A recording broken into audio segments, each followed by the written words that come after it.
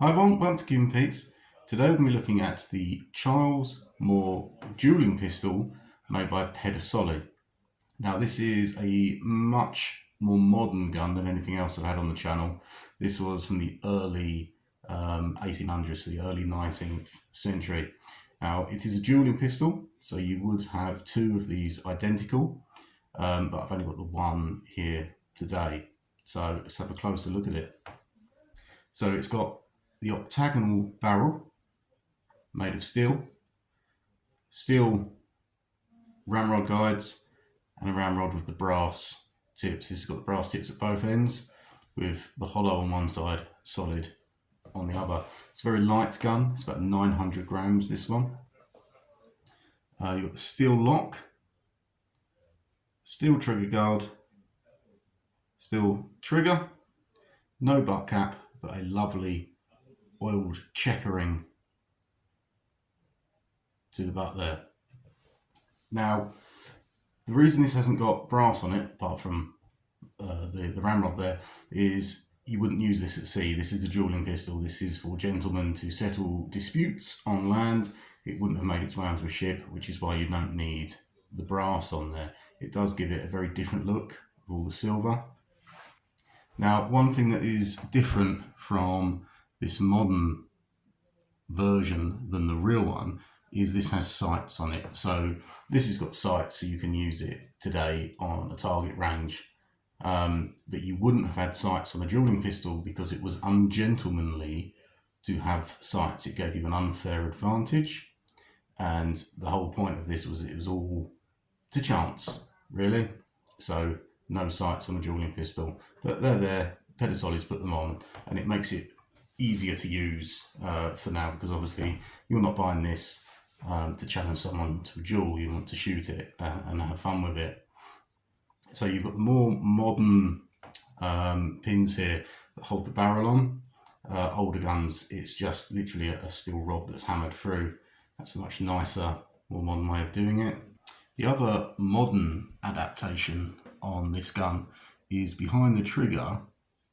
You can just see it, just behind here is a screw. Now what this enables you to do is to adjust the tension on the trigger, so you can set this to the point it's a hair trigger, so it goes off with the slightest of touches. You can imagine the advantage of that in milliseconds on a duel. You want your gun to go off first, so you have that adjustment. And in modern standards as well, when you're target shooting, you want the gun to stay still. If you've got a long trigger pull, that can actually bring the gun up and make it more difficult to hit your target. By having a hair trigger, you can get down your sights, line it up, and just touch it. And there's very minimal movement of the barrel. Long trigger pull brings it up. So that's what your adjustable trigger on the side there is. The downside of that is if you adjust these too fine, it can go off in your hand while you're loading it, or unexpectedly, because a butterfly went past and the wind blew the trigger. So you do need to be quite careful when you set that to make sure it is still safe. You've got no brass plate on the back holding your screws in, but they do have like a brass surround. So without anything, these can end up getting pulled through the wood, and then it makes your lock loose. So this is quite interesting how they've got around it here, getting rid of the weight of all the brass going across. They've got like a brass washer. Exactly the same as any other flintlock.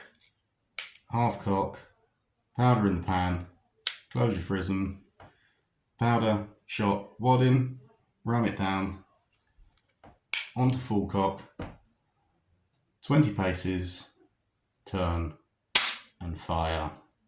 One thing you do not want on your dueling pistol is for it to not go off, because that's not going to go well for you. Of the time period these were made, a percussion cap would have been available, and a percussion cap that makes the gun go off 99% of the time.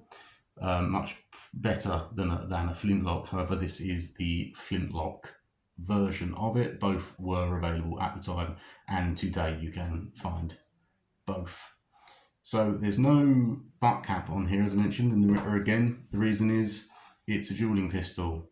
So you take your shot and that's the end of the feud. You don't need to then swing it round and have a big piece of brass on the end to smack your opponent with.